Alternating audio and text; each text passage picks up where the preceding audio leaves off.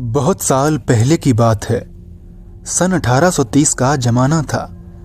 France के एक पुराने शांत से इलाके में एक शहर बसा था, धुंध से ढका हुआ, रहस्यों से भरा हुआ। वहां लोग सूरज ढलते ही दरवाजे बंद कर लिया करते थे, क्योंकि अब वहां एक के बाद एक अजीब खून हो रहे थे। बिना वजह, बिना निशान कोई लोगों को मार रहा था। उन्हें मारकर उनके शरीर से दिल निकाल लेता था। इसी शहर में कभी एक आदमी हुआ करता था। नाम था उसका अगस्त लैंड। लोग कहते थे, अगर अगस्त लैंड किसी केस में उतर जाए तो सच खुद बाहर आ जाता है। वो इस शहर का सबसे बड़ा डिटेक्टिव था। आज तक उसने एक भी केस अधूरा नहीं छोड़ा था। उसका नाम सुनते ही अपराधी कांप जाते थे। यहां तक कि दूर के मशहूर शहरों में भी उसने ऐसे केस सुलझाए थे जहां बड़े बड़े अफसर भी हार मान लेते थे। लेकिन वक्त किसी का सगा नहीं होता। अब वही अगस्त लैंड रिटायर हो चुका था। न कोई केस, न कोई पहचान, न कोई मकसद। दिन भर शराब, रात भर खामोशी और दिल में दर्द का सैलाब। कुछ समय पहले उसकी पत्नी एक बीमारी से मर गई थी और उसके कुछ ही समय बाद उसकी बेटी अचानक गायब हो गई। न कोई सुराग, न कोई निशान, न कोई खबर। उस दिन के बाद अगस्त लैंड टूट चुका था। तब से अगस्त न जी पा रहा था, न मर पा रहा था। अब वो न जासूस था, न ही कोई हीरो, बस एक टूटा हुआ आदमी था जो कभी अपने घर के बाहर, तो कभी नदी के किनारे, तो कभी शराब खाने के बाहर चुपचाप बैठा रहता था। उसे खुद नहीं पता था कि अब वह जिंदा है भी क्यों। एक शाम की बात है। सूरज धीरे धीरे ढल रहा था। आसमान नारंगी से लाल हो रहा था और नदी का पानी ऐसे चमक रहा था जैसे किसी ने उसमें आग घोल दी हो। और अगस्त लैंड एक बड़े से पत्थर पर बैठा था, हाथ में शराब की बोतल, आंखों में थकान। वो पानी को घूर रहा था, जैसे उसमें अपनी बेटी का चेहरा ढूंढ रहा हो, जैसे उसमें अपनी पत्नी की आवाज सुन रहा हो, जैसे उसमें अपना पुराना वजूद तलाश रहा हो। तभी एक आदमी उसके पास आया, साधारण कपड़े पर आंखों में इज्जत। वो बोला, अगस्त साहब, आपके सीनियर आपको बुला रहे हैं। अगस्त ने पलटकर देखा तक नहीं, बस सूखी आवाज में कहा, मैं अब कहीं नहीं जाता। मेरा घर यहीं है। मेरी जिंदगी अब यहीं खत्म होगी। आदमी बोला, मामला बहुत बड़ा है, बहुत खतरनाक है। एक के बाद एक हत्याएं हो रही हैं और कोई समझ नहीं पा रहा कैसे। कई डिटेक्टिव इस केस को सुलझाने की नाकाम कोशिश कर चुके हैं। लोग डरे हुए हैं। हमारे सीनियर का कहना है, हमें इस काम के लिए अनुभवी डिटेक्टिव की जरूरत है जो पहले भी ऐसे क्राइम्स को सुलझा चुका हो। आप पहले भी ऐसे केस सुलझा चुके हैं, इसलिए हमें आपकी मदद चाहिए। नदी बहती रही, हवा चलती रही, सूरज डूबता रहा और कुछ पल तक सब कुछ खामोश रहा।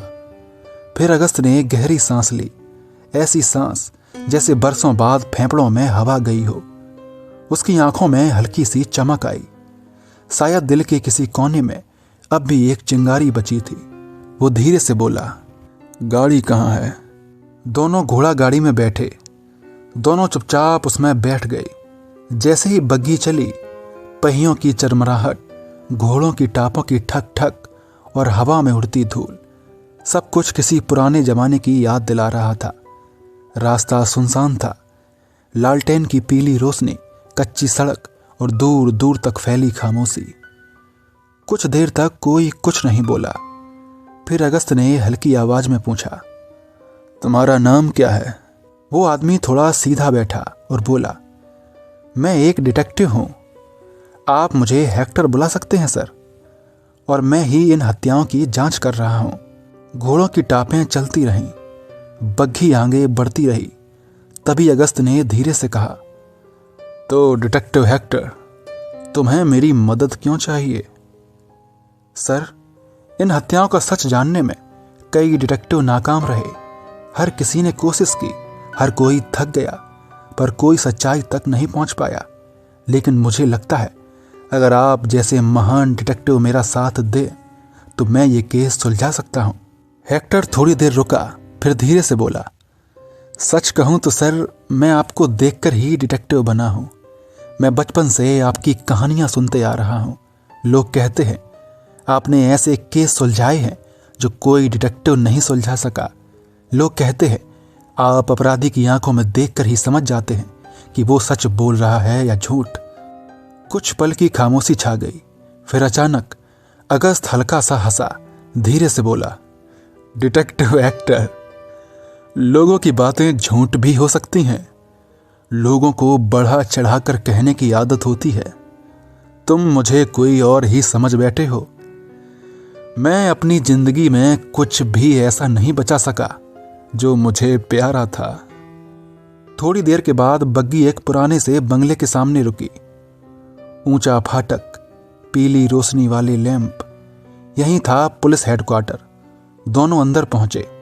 एक कमरे में पीली लाइट जल रही थी, लकड़ी की मेज, दीवारों पर पुराने केसों की फाइलें, और एक कुर्सी पर बैठा था एक बूढ़ा आदमी, सफेद बाल, झुर्रियों भरा चेहरा, थकी हुई आंखें, लेकिन नजर में समझदारी की चमक।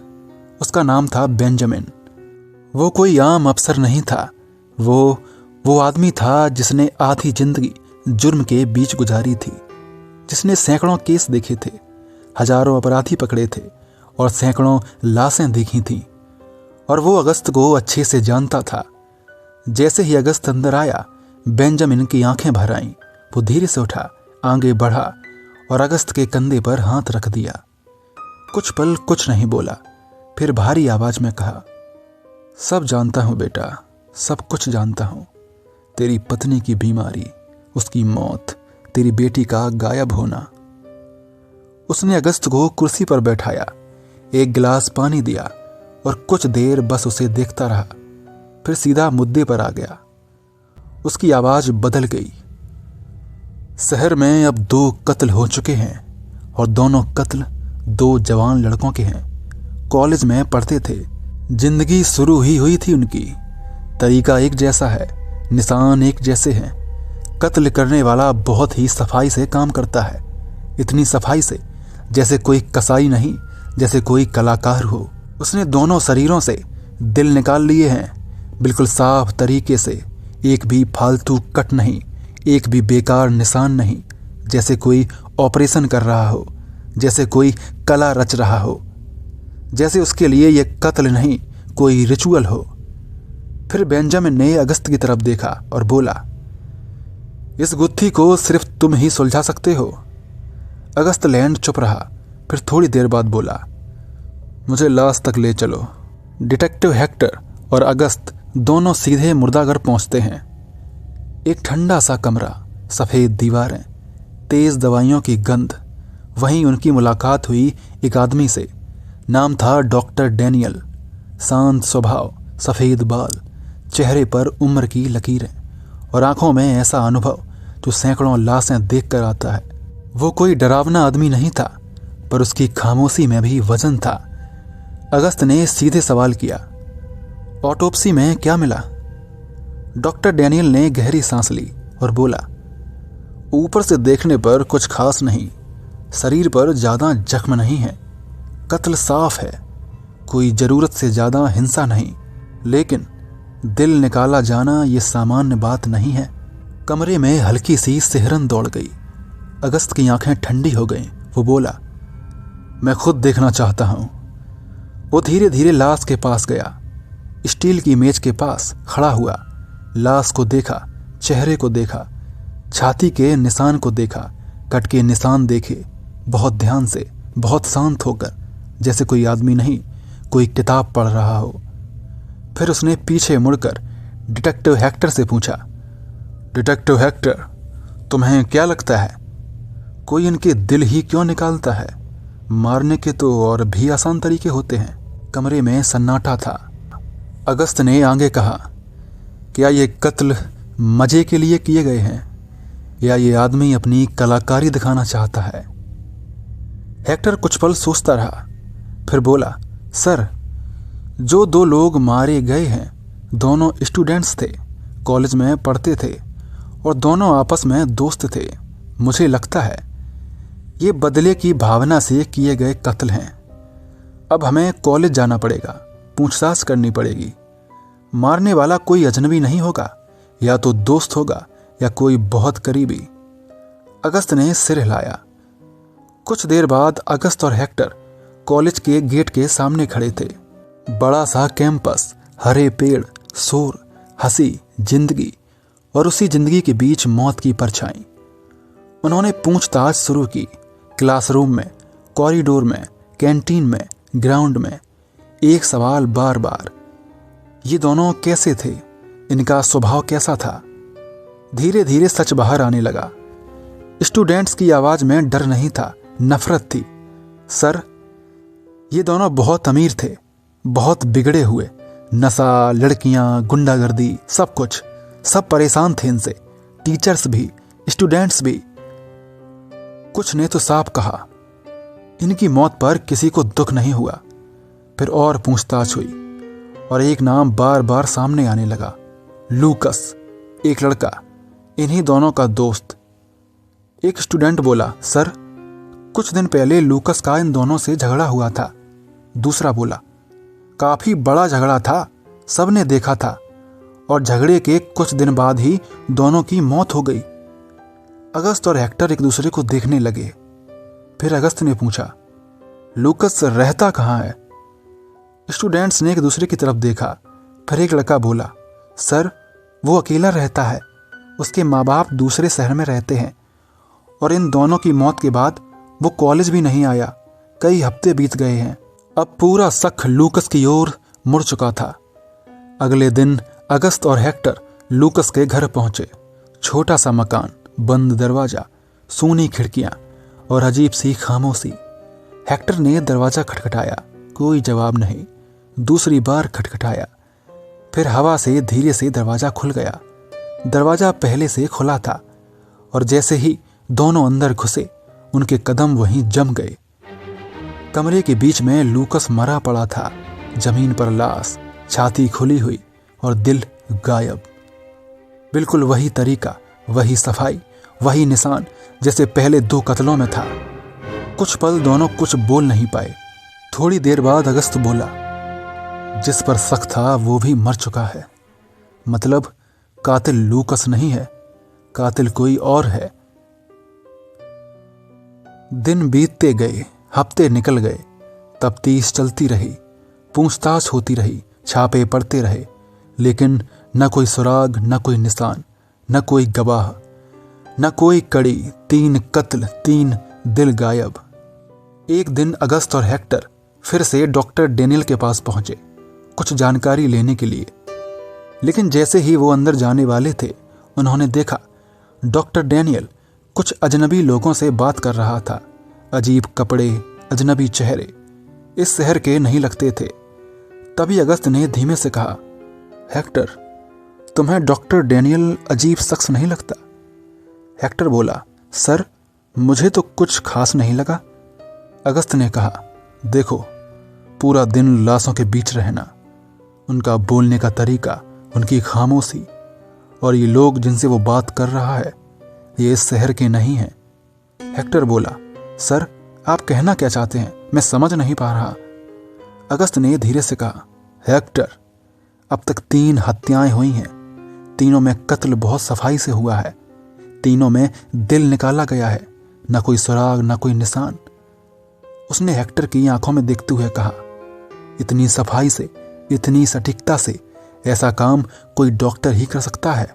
हेक्टर चौंका, पर सर, वो ऐसा करेगा क्यों? इसकी कोई वजह तो दिखती नहीं। अगस्त की आवाज गहरी हो गई, तुम्हें लगता है हर चीज के पीछे वजह होती है? मैंने कई ऐसे अपराधी देखे हैं जिन्हें कत्ल करने में मजा आता है, एक अजीब सा नशा। उन्होंने जिन्हें मारा, उन्हें वो जानते भी नहीं थे। हेक्टर धीरे से बोला, मतलब कुछ लोगों के लिए कत्ल एक नशा होता है? अगस्त ने सिर हिलाया, हाँ हेक्टर। हेक्टर बोला, ठीक है सर, मैं डॉक्टर डेनियल पर नजर रखूंगा। दिन बीतते गए। हेक्टर नजर रखता रहा। शुरुआत में उसे लगा ये सब वक्त की बर्बादी है। डैनियल रोज का काम, लाशें, हॉस्पिटल, घर, सब सामान। लेकिन एक रात हेक्टर ने देखा डॉक्टर डैनियल कुछ रहस्यमयी लोगों से मिल रहा था। अंधेरी गली, धीमी आवाजें, छिपे हुए चेहरे। डैनियल ने कुछ दिया और बदले में पैसों से भरा झोला लिया। हेक्टर का दिल तेज धड़कने लगा और जब उसने और गहराई से पता किया तो सच सामने आया। डॉक्टर डैनियल लाशों की तस्करी करता था, मानव अंगों को बेचता था, दिल, किडनी, अंग, सब। उसी रात हेक्टर सीधे अगस्त के पास पहुंचा, सारी बात बताई। अगस्त ने बिना देर किए कहा, हो ना हो, इन तीनों कत्लों में भी डॉक्टर का ही हाथ है। उसी रात अगस्त और हेक्टर डॉक्टर डैनियल के घर पहुंचे। छापा पड़ा, घर की तलाशी हुई और जो मिला उसने सबको हिला दिया। कई मानव अंग, कई दिल, संरक्षित जार, गुप्त कमरे, तस्करी का सामान, सब कुछ मौजूद था। डॉक्टर डैनियल को गिरफ्तार कर लिया गया। शहर में खबर फैल गई, कातिल पकड़ा गया। डॉक्टर ही कातिल था। कुछ महीनों की सुनवाई के बाद डॉक्टर डैनियल को जेल भेज दिया गया। लेकिन अदालत में उसने एक बात बार बार कही, मैंने लाशों की तस्करी की है, मैंने मानव अंग बेचे हैं, लेकिन मैंने ये 3 कत्ल नहीं किए। मैं कातिल नहीं हूं। लेकिन कोई मानने को तैयार नहीं था, क्योंकि सबूत उसी के खिलाफ थे और उस जमाने में ना फॉरेंसिक थी, ना फिंगरप्रिंट, ना डीएनए। कानून दलीलों पर नहीं, सबूतों पर चलता था और सारे सबूत डॉक्टर डैनियल के खिलाफ थे। कुछ महीनों तक कोई कत्ल नहीं हुआ। शहर में शांति लौट आई।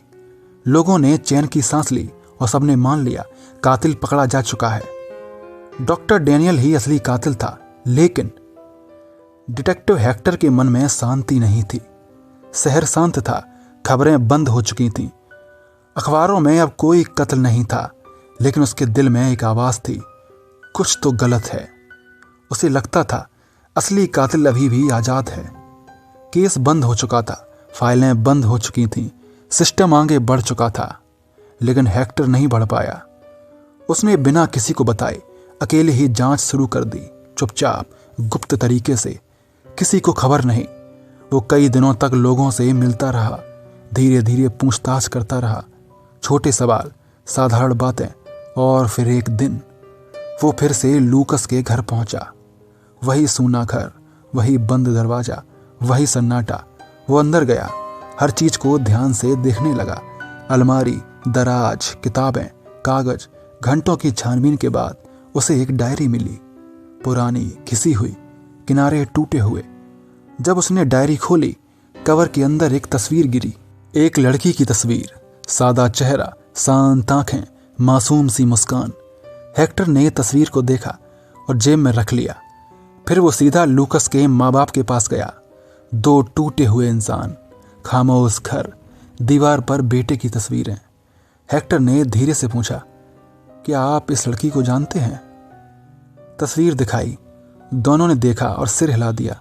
नहीं बेटा, हमने इसे कभी नहीं देखा। हेक्टर का दिल और भारी हो गया। अब सवाल एक था, आखिर ये लड़की है कौन? वो फिर कॉलेज गया, लूकस की क्लास के एक स्टूडेंट से मिला, तस्वीर दिखाई। लड़का चौंक गया, सर, ये तो हमारी क्लासमेट है, इसका नाम एलिजाबेथ है। हेक्टर चुप हो गया। लड़का बोलता रहा, लूकस इसे चाहता था, लेकिन एलिजाबेथ लूकस से नफरत करती थी। वो आवारा किस्म का आदमी था, नशा, लड़कियां, लड़ाइयां। एलिजाबेथ उससे दूर रहती थी। और कुछ महीनों बाद एलिजाबेथ अचानक गायब हो गई, किसी को नहीं पता कहाँ गई। फिर हेक्टर सीधा कॉलेज के प्रिंसिपल के पास गया, एलिजाबेथ के बारे में पूछा। प्रिंसिपल कुछ पल चुप रहा, फिर बोला, ये हमारे ही कॉलेज की स्टूडेंट थी जो अचानक कहीं गायब हो गई थी। हेक्टर पूछता है, उसका पिता कौन है? प्रिंसिपल ने कहा, उसका पिता है अगस्त लैंड। उस पल जैसे हेक्टर के पैरों से जमीन खिसक गई। हेक्टर के दिमाग में सब जुड़ने लगा। 3 कत्ल, तीनों दोस्त, एक ही कॉलेज, एक ही क्लास, और उसी क्लास में अगस्त की बेटी एलिजाबेथ। और लूकस की डायरी में एलिजाबेथ की फोटो। जब एलिजाबेथ ने लूकस के प्यार को ठुकरा दिया तब गुस्से में लूकस ने अपने दोस्तों के साथ मिलकर उसका। हेक्टर यह सोचकर ही घबरा गया। वह कांप रहा था, मतलब कातिल पूरे वक्त मेरी आंखों के सामने ही था। सारी कड़ियां जुड़ चुकी थीं, सच सामने खड़ा था। हेक्टर की आंखें भर आईं। वो जान चुका था असली कातिल कोई और नहीं, अगस्त है। वो बिना कुछ सोचे सीधे अपने घर गया, अपनी गन उठाई और अगस्त के घर की तरफ चल पड़ा। रात थी, खामोश थी, हवा भारी थी। अगस्त अपने घर में एक कुर्सी पर बैठा था। लाइट जली हुई थी, जैसे किसी का इंतजार कर रहा हो, जैसे उसे सब पता हो, जैसे उसे यकीन हो कि कोई आएगा। दरवाजा खुला, हेक्टर अंदर आया। गन उठी, सीधा अगस्त पर। अगस्त ने आंख उठाकर देखा और हल्की सी मुस्कान आई। शांत आवाज में बोला, मुझे पता था तुम जरूर आओगे। तुम बहुत काबिल डिटेक्टिव हो हेक्टर, मुझसे भी महान। जब तुमने पहली लाश देखी थी तुमने कहा था ये कत्ल बदला लेने के लिए किए गए हैं। तुम सही थे और उसी दिन मैं जान गया था एक ना एक दिन तुम मुझे पकड़ ही लोगे। हेक्टर की आवाज कांप रही थी। क्यों? 3 कत्ल क्यों? मैं तुम्हारे मुंह से सुनना चाहता हूं। अगस्त की आंखें भर आईं। धीरे से बोला, तुम सच सुनना चाहते हो तो सुनो। मेरी प्यारी बेटी एलिजाबेथ वो फूल जैसी थी। जब हंसती थी तो लगता था सारा दुख खत्म हो गया। एक दिन वो डांस क्लास से लौट रही थी और वही 3 हरामजादे जिन्हें मैंने मार दिया, उन्होंने मेरी बेटी को पकड़ा, उसके साथ दरिंदगी की और उसे बेसहारा छोड़ दिया। वो जिंदा बच गई लेकिन अंदर से मर चुकी थी। वो खुद से नफरत करने लगी, खुद से डरने लगी। उसने मुझे कुछ नहीं बताया। मैं रोज उसे टूटते देखता रहा, हर दिन हर रात। फिर एक रात उसने सब कुछ बता दिया। मेरी रूह कांप गई। अगस्त की आवाज कांप रही थी। और एक दिन वो पहाड़ी की तरफ भागी। मैं उसके पीछे गया लेकिन एलिजाबेथ ने कूदकर जान दे दी। कमरा सन्नाटे से भर गया। अगस्त बोला, मैंने सबको कहा मेरी बेटी गायब हो गई क्योंकि मुझे बदला चाहिए था और कानून कुछ नहीं करता। हेक्टर की आंखों में आंसू थे। वो बोला, लेकिन डॉक्टर डैनियल को क्यों फंसाया? अगस्त की आवाज ठंडी हो गई। क्योंकि मुझे पता था डैनियल लाशों और मानव अंगों की तस्करी करता है। उसे सजा मिलनी जरूरी थी, इसलिए मैंने कत्लों को ऐसा दिखाया कि सबको लगे ये काम कोई डॉक्टर ही कर सकता है। और तुमने भी शक किया। इस तरह मैंने डैनियल को उसके गुनाहों की सजा दी। वो बेगुनाह नहीं था। मैं जानता था सब उसे कातिल मानेंगे और मैं बच जाऊंगा। कानून की नज़र में मैं गुनहगार हूं, लेकिन मैंने इंसाफ किया अपनी मासूम बेटी के साथ। मुझे आज भी उसकी चीखें सुनाई देती हैं। अगर तुम्हें लगता है मैंने गलत किया तो मैं सजा के लिए तैयार हूं। हेक्टर की आंखों में आंसू थे। गन उसके हाथ में कांप रही थी। फिर उसने गन नीचे कर दी। धीरे से बोला, आपने कुछ गलत नहीं किया। सबको इंसाफ नहीं मिलता, कुछ को सजा खुद इंसान देता है।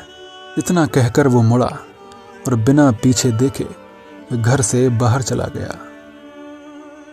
फिर अगस्त लैंड उस पहाड़ी पर जाता है जहां एलिजाबेथ ने जान दी थी और कहता है, अब शांति से सो जा मेरी बच्ची। तेरा दर्द अब खत्म हो गया। तेरी आत्मा अब आजाद है। आसमान शांत है, दिल हल्का है, आंखें नम हैं और अगस्त लैंड पहली बार सुकून से सांस लेता है। कुछ दर्द ऐसे होते हैं जो इंसान को राक्षस बना देते हैं और कुछ बदले ऐसे होते हैं जो अपराध होकर भी न्याय लगते हैं। अगस्त डिटेक्टिव नहीं था, वो एक टूटा हुआ पिता था और ये कहानी अपराध की नहीं, एक बेटी के दर्द की कहानी थी।